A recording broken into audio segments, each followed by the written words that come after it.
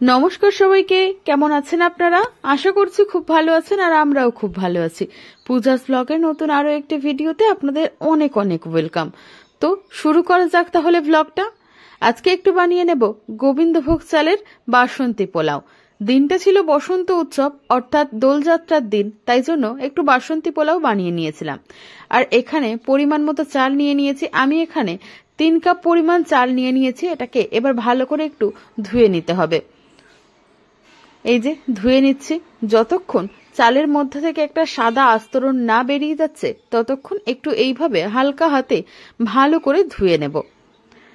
ধুয়ে নেওয়া প্রায় হয়ে গেছে। আর এবারে আসল কাজ। এই যে ধুয়ে নেওয়া হয়ে গেছে। চলুন একটা বড় থালা নিয়ে নিন, তার মধ্যে জল ঝরিয়ে রাখা চালগুলো দিয়ে দিন, যেন জল না থাকে। জলটাকে একটু বেছে বেছেই ভালো করে চালটা থালার মধ্যে ছড়িয়ে নেব আর কি।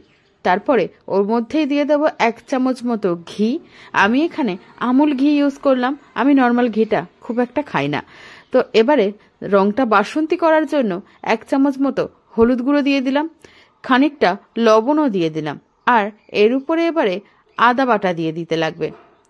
আদা বাটাটা অনেকে অ্যাভয়েড করে, বাট আমি দিয়ে থাকি আর কি, তাই জন্যই দিয়ে দিলাম। আর এবারে দিয়ে দেব অল্প করে গরম মশলা। এখানে আমি সানরাইজের শাহি গরম মশলাটা নিয়েছি, এটার দারুণ স্মেল আসে। এগুলোকে এবারে হালকা হাতে মাখিয়ে নিতে হবে, যাতে একটাও চাল বাদ না যায়। সবাইকে একদম রঙে রাঙিয়ে দিতে হবে আর কি। ভালোভাবে হালকা হাতে এগুলোকে মেখে নেব। এই যে মাখা হয়ে গেছে, দেখতেই পাচ্ছেন সমস্ত চালটা কি সুন্দর হলুদ হলুদ কালার হয়ে গেছে। এবারে কড়াইয়ের মধ্যে 1-1.5 চামচ মতো ঘি দিয়ে দিয়েছি। ঘিটাকে ভালো করে মেল্ট করে নেব। এখানে আমি তেল একদমই ইউজ করিনি, ঘিয়ের মধ্যেই করে নেব। বাসন্তী পোলাও তো ঘিয়ের স্মেলটা দারুণ লাগবে। আর এবারে কিছু এলাচ আর লং দিয়ে দেব। এই যে লং দিয়ে দিয়েছি। আর এবারে তেজপাতা আর দারচিনি দিয়ে দিলাম।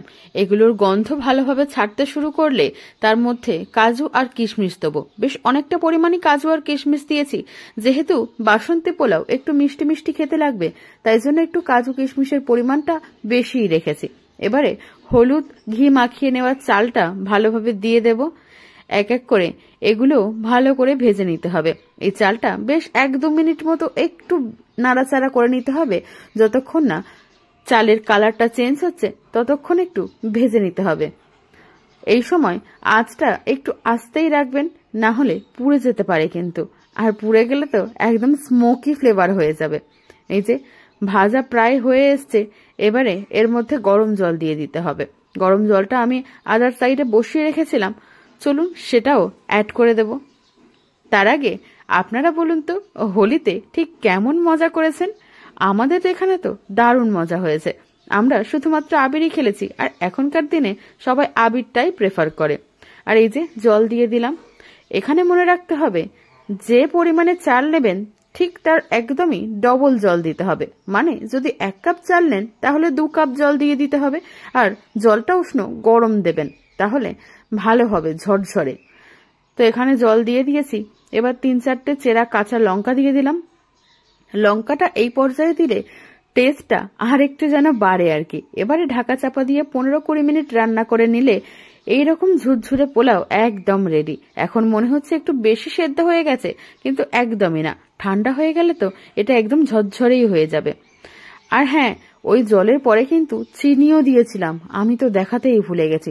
জল দেওয়ার সাথে সাথে আপনারা চিনিটাও অবশ্যই অ্যাড করে দেবেন।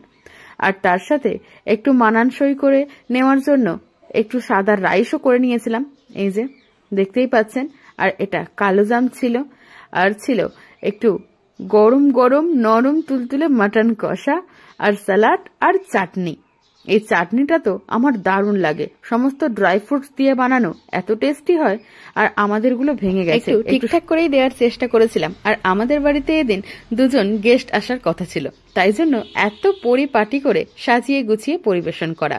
সো ভালো লাগলে একটু লাইক করে দেবেন। বাই।